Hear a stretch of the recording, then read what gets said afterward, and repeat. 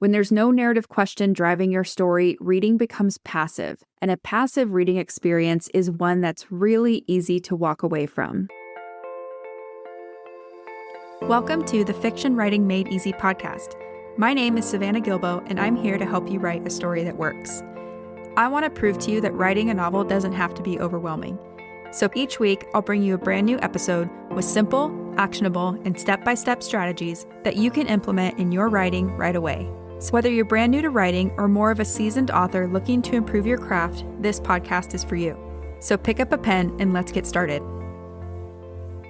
In today's episode, I'm sharing 10 writing mistakes that will make readers put down your novel and how to fix each one if you realize you've made it in your draft. Now, before we dive in, let me clarify something. This episode isn't about using too many adjectives, avoiding adverbs, or fixing things at the sentence level. The mistakes we're going to talk about today are bigger picture story issues that can quietly undermine your entire manuscript. Because if these problems aren't addressed, then you can end up with a story that just doesn't work. But the good news is that once you know what to look for, these problems are surprisingly fixable. And if you can catch them while you're outlining, drafting, or revising your messy first draft, then not only does everything downstream get easier, but you're also far more likely to end up with a story that actually works as well. So whether you're starting a brand new draft, already deep in revisions, or trying to figure out why your story still isn't landing the way you hoped, then this episode is for you. So let's go ahead and dive in, starting with mistake number 1.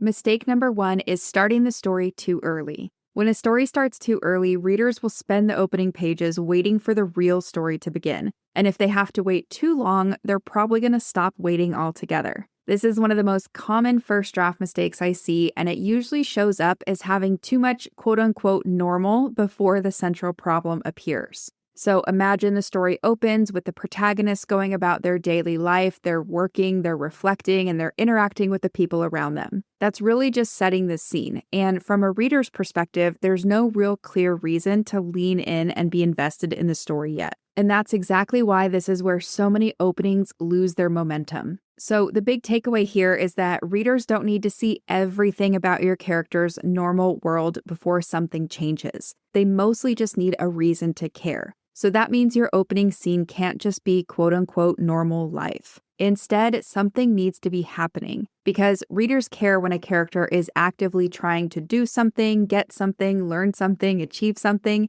and risks failing in the process. So your point of view character should be pursuing a goal with something at stake so that there's enough tension on the page to pull readers forward instead of making them wait for the story to start. So for example, let's say your story is about a woman who discovers her husband has been living a double life. It can be really tempting to open with chapters that establish their seemingly happy marriage. But readers don't really need a full picture of the quote-unquote before to feel the impact of that disruption. All they need is enough context to understand why it matters to the character and how it affects her. So what you might do instead is you might open with a scene that grounds the reader in the character's normal world and includes the moment she finds something she wasn't meant to see, which points her to the husband leading a double life. And then this would allow the true nature of their marriage to emerge later as the story unfolds. So if you recognize this mistake in your story, a useful question to ask is,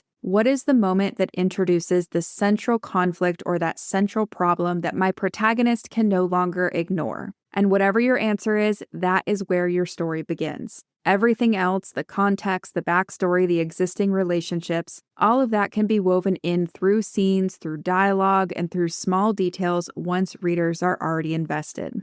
All right, so that is mistake number 1, starting your story too early. Mistake number 2 is sending readers genre signals that are confusing. When readers can't tell what kind of story they're reading, they don't know how to engage with it, and that uncertainty almost always turns into disengagement. This mistake usually shows up in one of 2 ways. Sometimes the story opens clearly in one genre and then drifts into another. For example, a romance that begins with a warm, slow burn meet cute, but gradually takes on the dark, propulsive energy of a thriller. That's what I mean by starting in one genre and then drifting into another. And then other times the genre is unclear from the very first page. So in this situation, readers finish the opening chapter without a clear sense of what kind of reading experience they've signed up for. And in both cases, the problem isn't the genre choice itself, it's the broken promise. And what I mean by that is readers will feel unmoored because the story isn't aligning with the expectations it sets. And when a reader can't tell what kind of story they're in for, or if they feel like the story keeps changing the landscape or changing the rules, then they're going to stop trusting it and they're probably going to put the book down. So if you recognize this mistake in your story, a useful question for you to ask is, if someone were to only read the first chapter of my book, what genre would they think they were reading? And then ask yourself whether the rest of your book delivers on that promise. And if there is a mismatch or if you struggle to answer the first question, then that just means that your genre signals need clarifying, and that's okay too.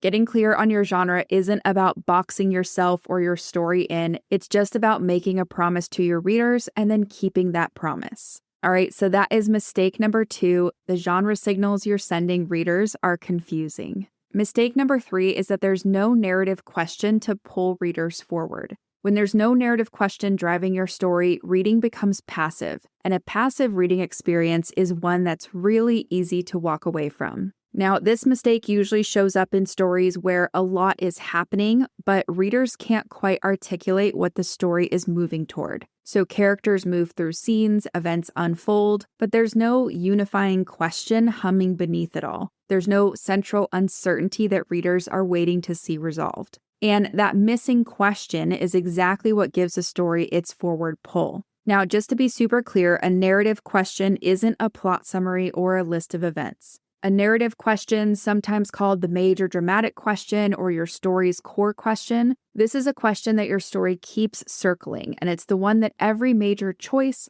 complication, and turning point feeds into. So, for example, will this character uncover the truth? Or can he rebuild what he destroyed 10 years ago? Or will these two characters make it out alive, right? It's that central question that everything feeds into. And without that pull of that main narrative question, even a well-written story is going to feel aimless. So if you recognize this mistake in your manuscript, then a useful question to ask is, what is the one question my story is ultimately working to answer? And if you can't state it clearly in one sentence, then there's a good chance that readers can't feel it either. But once you have identified it, look at your chapter endings and just think about whether you're leaving something unresolved that feeds into that larger question or not. Because ideally, every chapter should give readers a reason to keep going. All right, so that is mistake number 3. There's no narrative question to pull readers forward. Mistake number 4 is that the protagonist doesn't have agency and or want anything specific.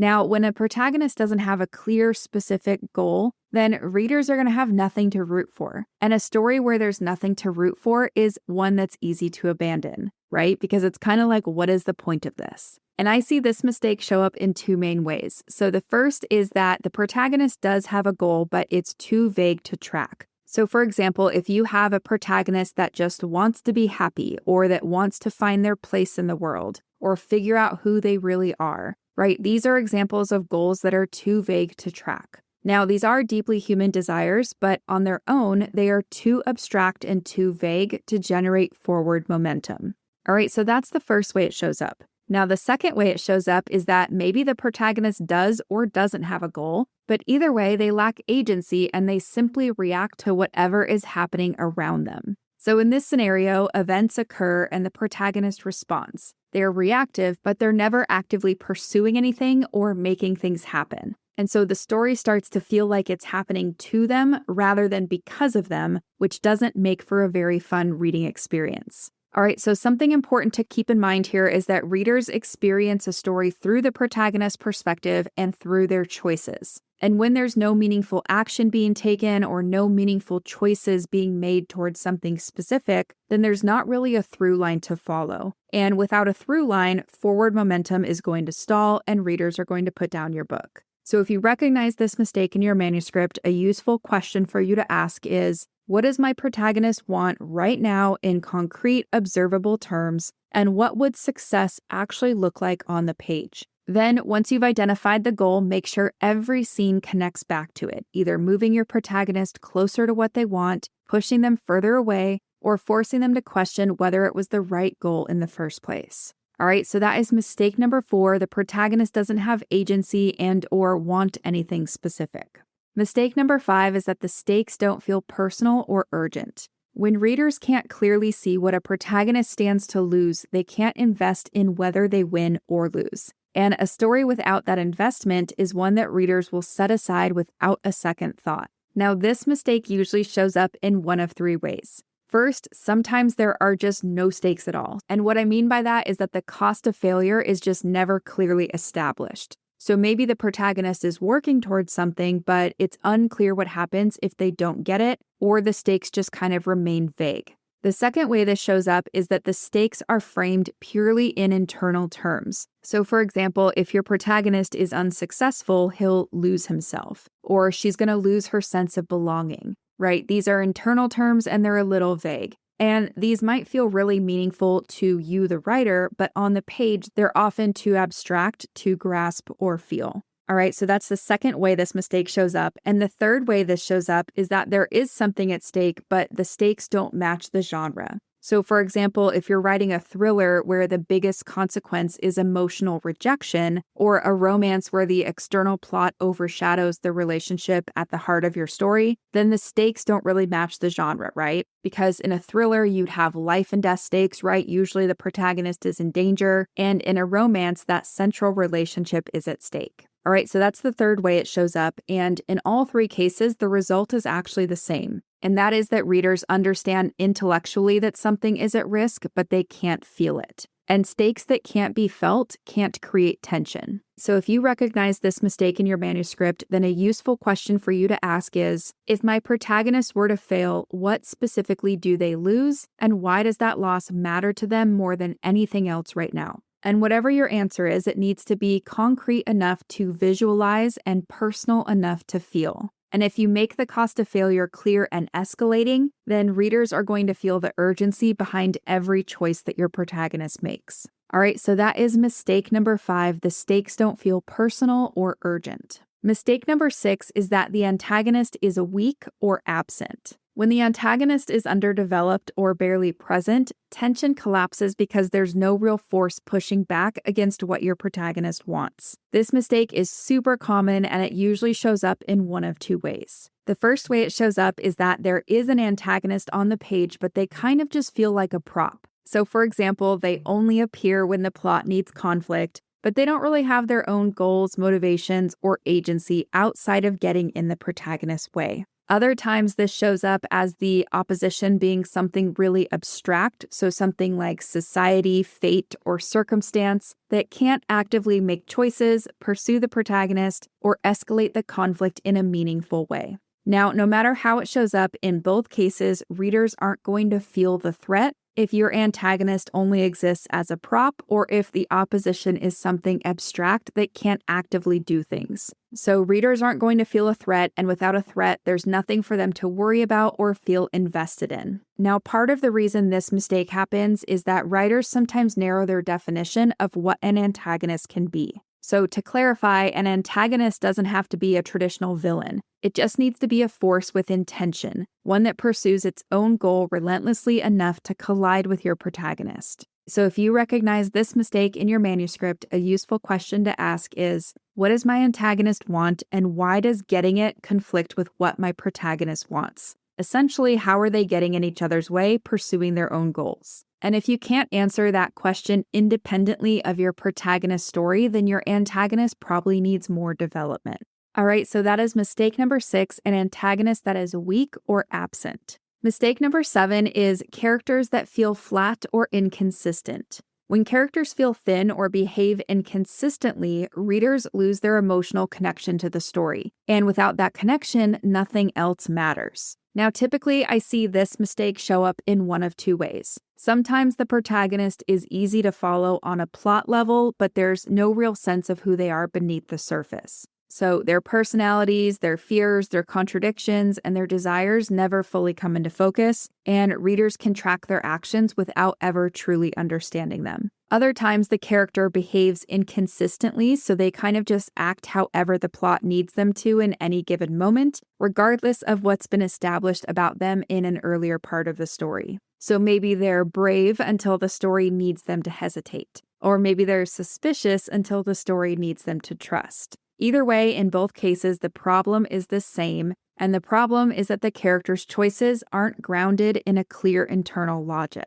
And I want you to think about why this is important, right? Readers don't just follow characters, they actually live inside them as they experience the story. This is often why you'll hear readers say they liked a character, but they never felt truly invested in what happened to them. It's because that character probably felt thin or unpredictable in the wrong way, and that sense of experiencing the story through your character's eyes, or kind of having that character be an avatar for how the reader's experiencing the story, that just breaks down. All right, so an easier way of saying that is the immersion the readers feel breaks down. So if you've recognized this mistake in your manuscript, a useful question for you to ask is, what does my protagonist want, fear, and believe about the world, and how do those things shape every choice they make? And here's how I want you to think about this. When behavior is rooted in specific desires and fears, then even surprising choices will feel inevitable. So we don't want readers experiencing something our character does and then thinking, that's kind of out of character, or that's a little bit incongruent with how I knew this character to be, right? Instead, we want them to think, oh, of course they did that. That's exactly who that person is, and look at the trouble or the situation it got him into.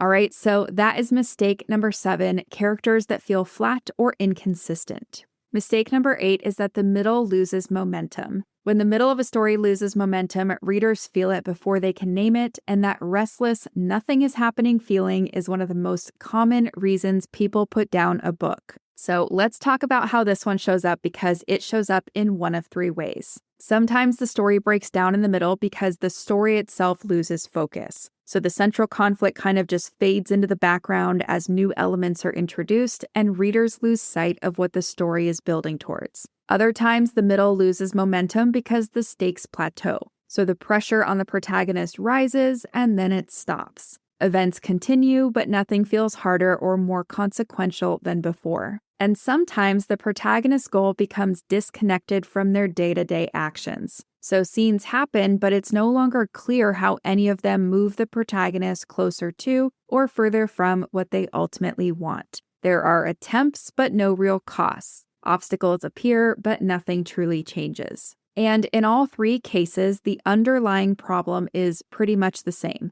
The story has stopped escalating, and a story that isn't escalating is a story that loses readers. So if you recognize this mistake in your manuscript, then a useful question to ask is, in every scene in my story's middle, is my protagonist actively pursuing their goal and failing in ways that raise the stakes or force them to change strategy? And if not, then you'll know exactly where to focus your first round of revisions. Because ideally, every scene should push them forward, set them back, or force a choice that changes something. If it isn't doing at least one of those things, then it's costing you momentum.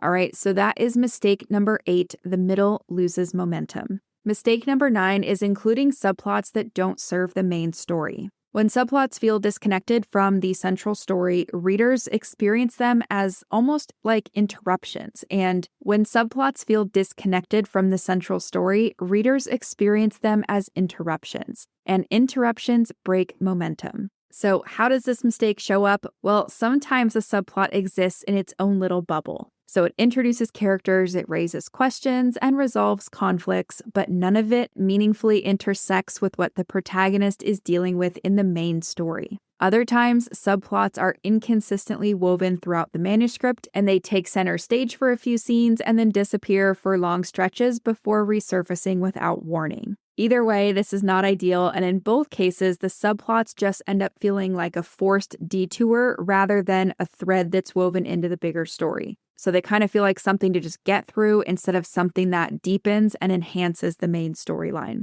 And that is essentially the core issue either way. Subplots aren't there just to be decoration for the main plot. Their job is to complicate, deepen, or illuminate the central story by increasing pressure on the protagonist, exploring the theme from a different angle, or revealing something the primary plot can't. So if you recognize this mistake in your manuscript, a useful question to ask is, what would be lost if I remove this subplot entirely? And if the answer is not much, then it probably isn't earning its place. At that point, you have 2 choices. You can cut it or revise it so that it is meaningful and it does earn its place. And the key thing to remember is that every thread you introduce should pull tighter as the story progresses. It shouldn't feel like that thread is getting looser. All right, so that is mistake number 9. You've included subplots that don't serve the main story. Mistake number 10 is that there's no meaning beneath the external plot. When a story has no meaning beneath its external plot, readers might finish chapters or even the entire book feeling vaguely empty.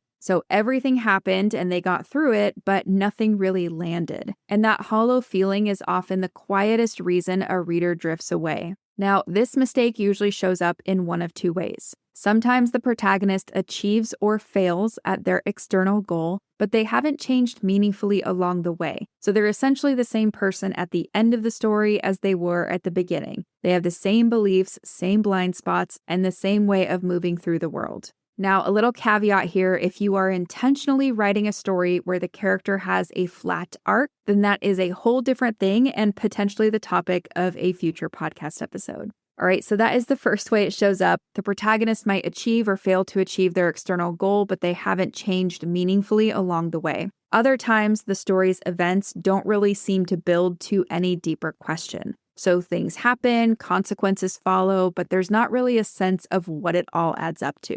And this gets to the heart of the difference between plot and meaning. Plot is what happens, meaning is why it matters, right? So if you recognize this mistake in your manuscript, a useful question to ask is, how is my protagonist different at the end of this story than they were at the beginning? And what did it cost them to get there? That cost, what they had to sacrifice, confront, or let go of, is the seed of your story's meaning. So it doesn't have to be a grand philosophical statement or anything like that. It just has to be something true, specific, and earned. And when it is, readers will close your book feeling like they've lived through something, not just read something. All right, so that is mistake number 10. There's no meaning beneath the external plot. Now, if you've recognized any of these mistakes in your manuscript, I want you to know that this does not mean your story is broken or unfixable. It just means your story needs a little more development, and that's exactly what revision is for. I also want to point out that the writers who do go on to finish and publish their novels aren't the ones who got everything right in their first draft. They're the ones who learned how to see their manuscript clearly and tackle the right problems in the right order. And that ability to diagnose what's actually holding a story back and focus on the fixes that matter most is exactly the skill that many writers struggle to develop on their own. And this is why I created the Revision Accelerator to help you diagnose what's actually holding your story back, prioritize what to fix first, and create a clear revision plan you can actually follow without the overwhelm. So if you're ready to stop guessing what your story needs and start revising with a plan, head over to savannahgilbo.com/revision to learn more and to join me inside the Revision Accelerator. One more time, that's savannahgilbo.com/revision. As always, thanks for tuning in. I hope your writing's going well, and I will talk to you next week.